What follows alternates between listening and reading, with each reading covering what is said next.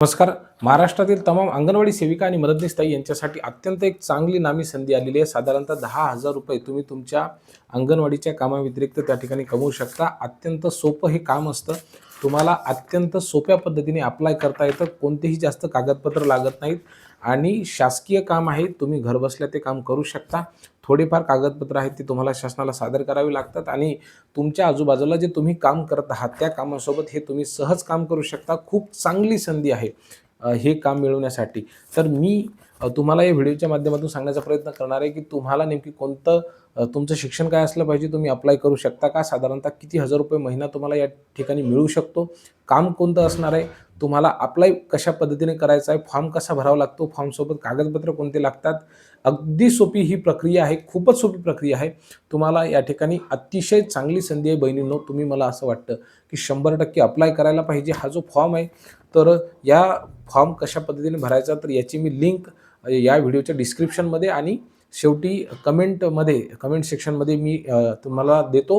म्हणजे तुम्ही हा फॉर्म डाउनलोड करा आणि तालुक्याच्या ठिकाणी मी जे ऑफिसचं नाव सांगणार आहे त्या ठिकाणी तुम्ही देऊन द्या. मला असं वाटतं की तुमची 100% निवड होऊ शकते आणि हे निवड जर झाली तर तुम्हाला खूप चांगल्या पद्धतीने साधारणतः जे ठरलेलं शासनाने दिलेलं मानधन आहे, माझ्या माहितीप्रमाणे ते ₹10,000 पर्यंत आहे, ते तुम्हाला 100% मिळू शकतं. काम अत्यंत सोपं आहे. तर चला बहिणींनो, या व्हिडिओच्या माध्यमातून आपण आता जाणून घेऊ की तुम्हाला नेमकं करायचं काय आहे. बघा, तालुका विधी सेवा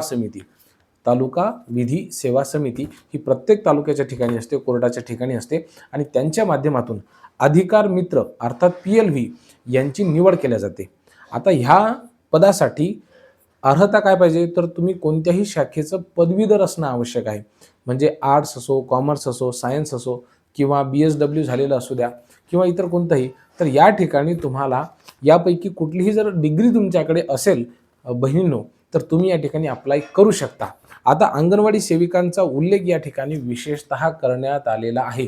त्यामुळे अंगणवाडी सेविकांसाठी ही खूप चांगली संधी आहे. आणि का संधी आहे मी तेही तुम्हाला सांगतो. बघा, अधिकार मित्रांची कामं कोणती असतात मी तुम्हाला सोप्या शब्दांमध्ये सांगतो, म्हणजे तुम्हाला हे काम करायचं की नाही हे तुम्ही ठरवू शकता. बहिणींनो, बघा, आपल्या भारतामध्ये अनेक कायदे आहेत, परंतु या कायद्यांचं ज्ञान सर्वसामान्य व्यक्तींना नसतं. मग कोर्टाला असं वाटतं की सर्वसामान्य लोकांना या ठिकाणी कायद्याचं ज्ञान असलं पाहिजे.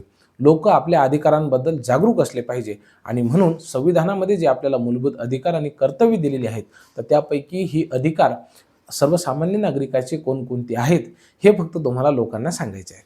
काही कठीण काम आहे का? अत्यंत सोपं काम आहे. ठीक आहे की नाही? मग मला असं वाटतं की तुम्ही हे काम सहज करू शकता. नाहीतर तुम्ही अनेक पालकांसोबत त्यानंतर स्तनदा माता असतील, गर्भवती माता असतील, किशोरवयीन मुली असतील, यांना तुम्ही सातत्याने भेटत असता किंवा त्यांचे ज्या बहिणी आहेत त्यांचे पती असतील, सासू सासरे असतील, त्यांना नेहमी बोलत असता. तर तुमचा सर्वच घटकांसोबत हा नेहमी संवाद असतो. म्हणून मला असं वाटतं की तुम्ही या पदासाठी अप्लाय करायला काही हरकत नाही. तुमच्या कामासोबत हे तुम्ही दुसरंसुद्धा काम करू शकता. आता या ठिकाणी वेगवेगळे कॅटेगरीतील लोकंसुद्धा या ठिकाणी अप्लाय करू शकतात. म्हणजे बघा, तुम्हाला जर नसेल करायचं तर तुम्ही कोणाला तरी सांगू शकता. बघा, त्याच्यामध्ये कोण कोण आहेत शिक्षक आहेत, सेवानिवृत्त शिक्षक असतील, म्हणजे शिक्षक म्हणजे सेवानिवृत्त शिक्षक बरं का. त्यानंतर सेवानिवृत्त झालेले सरकारी कर्मचारी असतील किंवा ज्येष्ठ नागरिक असतील, त्यानंतर MSW झालेले विद्यार्थी आणि शिक्षक असतील, अंगणवाडी सेविका, डॉक्टर, वैद्यकीय अधिकारी, त्याच्यानंतर विधी महाविद्यालयातील विद्यार्थी, अराजकीय व्यक्ती म्हणजे जे राजकारणाशी ज्यांचा थेट संबंध नाही किंवा स्वयंसेवी संस्था असतात त्यांनासुद्धा ही चांगली संधी आहे. त्याचबरोबर आपल्या शेजार किंवा परिसराच्या विकासासाठी, सेवेसाठी काम करणारे सदस्य हे सगळेच्या सगळे लोक या ठिकाणी अप्लाय करू शकतात. आता कोणालाही वाटते आपल्यासोबत समाजाचा विकास व्हावा, त्यामुळं प्रत्येकजण या ठिकाणी जो कोणी पदवीधर असेल तर तो अप्लाय करू शकतो. म्हणजे या ठिकाणी प्रोसेस खूपच सोपी आहे, ही गोष्ट आपण सर्वांनी लक्षात घेतलं पाहिजे.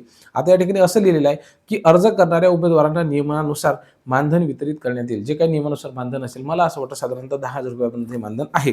तरीसुद्धा तुम्ही आता ज्यावेळेस याच्यामध्ये मानधन तसं लिहिलेलं नाही आहे, माझ्या माहितीप्रमाणे ते तेवढं आहे. त्याच्यामध्ये थोडीफार तफावतसुद्धा असू शकते. तुम्ही ज्यावेळेस फॉर्म भराल तर त्यावेळेस त्यांना एकदा विचारून घ्याल. आता बघा, हे अधिकार मित्रांचा जो कार्यकाळ आहे तो 1 वर्षाचा असणार आहे. अधिकार मित्र निवडीचे पूर्ण अधिकार हे समितीला असणार आहेत. त्या ठिकाणी समिती असते, मग ते साहजिकच आहे.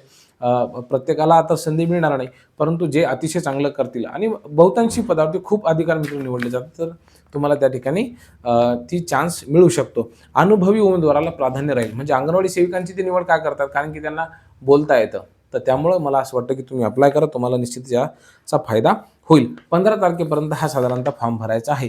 म्हणून तुम्ही तालुका विधी सेवा समिती तुमच्या तालुक्याची ज्या ठिकाणी असेल तर त्या ठिकाणी जाऊन निश्चित अप्लाय करा. बघा, हा फॉर्म तुम्हाला कोणाला लिहायचा आहे, हा बघा, हा अतिशय सोपा फॉर्म आहे. काही कठीण आहे का? काही कठीण फॉर्म नाही आहे. तुम्हाला फक्त 2-4 गोष्टी त्याच्यामध्ये लिहायच्या आहेत. तुमचं नाव आणि पत्ता, तुमची ईमेल आयडी, तुमचा मोबाईल नंबर, शैक्षणिक पात्रता, ग्रॅज्युएशन, पोस्ट ग्रॅज्युएशन जे काही असेल ते, तुमचा कामाचा अनुभव लिहायचा. समजा तुम्ही अंगणवाडी सेविका म्हणून 5 वर्ष काम केलं असेल किंवा मदतनीस म्हणून, ते त्या ठिकाणी लिहायचं. आणि हे लिहायचं किंवा तुमच्या विरोधात कोणत्याही प्रकारचा खटला नाही, म्हणजे नाही तर दिवाणी नाही आणि फौजदारी सुद्धा नाही. नाहीतर एखादा जो कट्टर गुन्हेगार आहे, अट्टल गुन्हेगार आहे, तोच याच्यामध्ये येऊन जायचा, तो कायद्याबद्दल माहिती देत असेल तर अडचण होऊन जाईल. बरोबर आहे का नाही? आणि त्यानंतर म्हणजे यापूर्वी जर तुम्ही अधिकार मित्र म्हणून जर काम केलेलं असेल तर त्याचा तपशील लिहायचा आहे. तर हे अतिशय सोपं फॉर्म आहे, एका पानाचा फॉर्म आहे. बघा बरं, काही कठीण आहे का? काही नाही. झालं. तिसरं, याच्यासोबत तुम्हाला कागदपत्र कोणती जोडायची? आधार कार्ड, पॅन कार्ड, बँकेची झेरॉक्स आणि 2 फोटो. काही कठीण आहे का? काही कठीण नाही. आधार कार्ड, पॅन कार्ड, बँकेची झेरॉक्स, कारण की तुमच्या खात्यावर पैसे येतील म्हणून. आणि काय करायचे? 2 पासपोर्ट फोटो त्या ठिकाणी तुम्हाला द्यायचे आहेत. हमीपत्र तुम्हाला लिहून द्यायचे आहेत की माझ्यावरती कोणताही गुन्हा नाही आणि मी जिल्हा विधी सेवा प्राधिकरणाने जे काही काम दिलेलं असेल तर ते मी 100% करेल. इथं सही करायची आणि झालं तुमचं काम.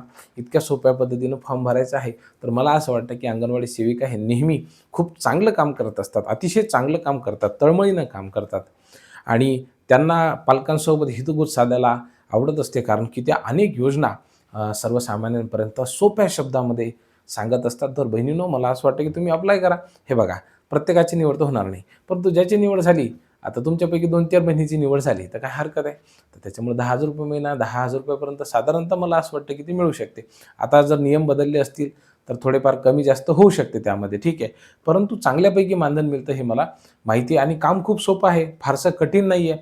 तुम्हाला फक्त त्या ठिकाणी तोंडी लोकांना सांगायचं आहे किंवा लोकांना त्यांच्या अधिकाराबद्दल जागरूक करायचं आहे, जे तुम्ही ऑलरेडी करत असता. लोकांना त्यांच्या आरोग्याविषयी, लहान मुलं असतील, स्तनदा गर्भवती माता ह्यांना तुम्ही नेहमी सांगतच असता. त्याच्यामध्ये आणखीन 2-3 गोष्टी सांगून द्यायच्या अधिकाराबद्दल. हे तुम्ही काम सहज पद्धतीने करू शकता. फक्त काम म्हणजे करायचं म्हणून करायचं नाही, तुम्ही चांगल्या पद्धतीनं मनापासून ते काम करता आणि तुम्ही सांगितल्याच्या नंतर लोक ऐकतील. महिलांमध्ये तुम्ही चांगल्या पद्धतीने त्या ठिकाणी कायद्याची ही जी काही बाजू आहे, अधिकार जे आहेत त्यांचे, हे तुम्ही सांगू शकता. तर मला असं वाटतं की तुम्ही फॉर्म भरायला काही हरकत नाही. ही माहिती तुम्हाला कशी वाटली हे आम्हाला कमेंटमध्ये लिहा. ह्या व्हिडिओला लाईक किंवा चॅनलला सबस्क्राईब वगैरे करण्याच्या भानगडीमध्ये पडू नका. मला त्याची आवश्यकता नाही आहे. तुम्हा बहिणींचा आशीर्वाद भेटला हीच माझ्यासाठी सर्वात मोठी पावती असेल. बहिणींनो, काळजी घ्या स्वतःची, तब्येतीची, शेजारी पाजारी, मुलांची सुद्धा. सर्वांची काळजी घ्या. आता थांबतो. खूप खूप धन्यवाद. मनापासून धन्यवाद.